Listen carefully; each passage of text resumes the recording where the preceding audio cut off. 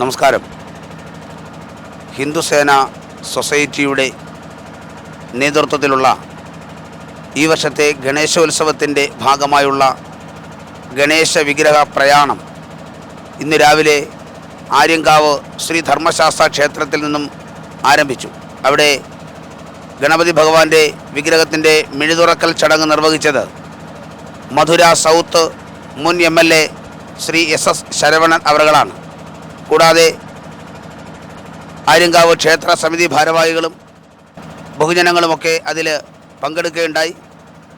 അവിടെ നിന്നും യാത്ര ആരംഭിച്ച് പുനലൂർ എത്തുന്നതിന് മുമ്പായി തന്നെ തെന്മല, ഉറുകുന്ന മേഖലകളിലുള്ള ക്ഷേത്രങ്ങളിലും സന്ദർശനം നടത്തി. തുടർന്ന് പുനലൂർ പുതിയിടത്ത് ശ്രീകൃഷ്ണസ്വാമി ക്ഷേത്ര സന്നിധിയിൽ എത്തിച്ചേരുകയും അവിടെ നിന്നും സ്വീകരണങ്ങൾ ഏറ്റുവാങ്ങിക്കൊണ്ട് മഹാഗണപതിയുടെ വിഗ്രഹം വഹിച്ചുകൊണ്ടുള്ള പ്രയാണം നേരെ കൊട്ടാരക്കര മഹാഗണപതിയുടെ തൃപ്പാദങ്ങളിൽ എത്തപ്പെടുകയും അവിടെ സ്വീകരണങ്ങൾ ഏറ്റുവാങ്ങിയതിന് ശേഷം മഹാഗണപതിയുടെ യാത്ര തുടരുകയാണ്.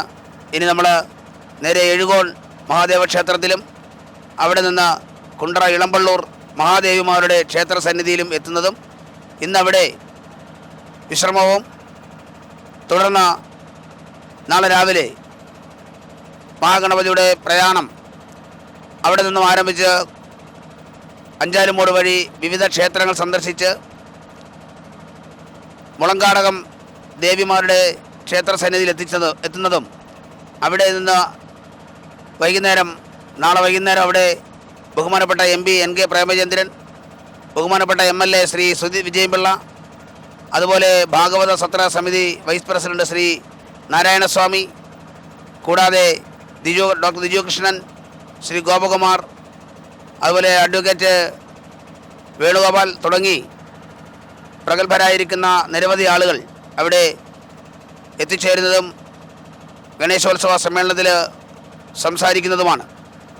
അതിനുശേഷം ഗണേശ പുരാണ കഥാകഥനവും പാരായണവും നാമജപവും ഗണേശ സഹസ്രനാമ ജപവും കൂടാതെ വൈകുന്നേരം 3 മണിയോടുകൂടി തന്നെ ഗണേശ വിഗ്രഹ നിമഞ്ജന ഘോഷയാത്ര മുളങ്കാടകം ക്ഷേത്രത്തിൽ നിന്ന് ആരംഭിച്ച് കൊല്ലം തിരുമുല്ലവാരം കടലിൽ ഭഗവാന്റെ തിരുവിഗ്രഹം സമർപ്പിക്കുന്നതുമാണ്.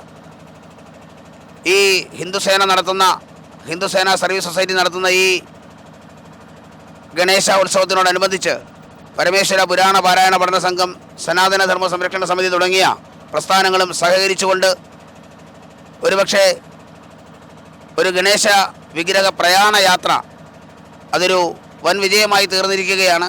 എല്ലാ സജ്ജനങ്ങളുടെയും വിവിധ ക്ഷേത്ര ഭാരവാഹികളുടെയും ഒക്കെ സാന്നിധ്യവും സഹകരണവും ഞങ്ങൾക്ക് വലിയ പ്രചോദനമാണ് നൽകുന്നത്.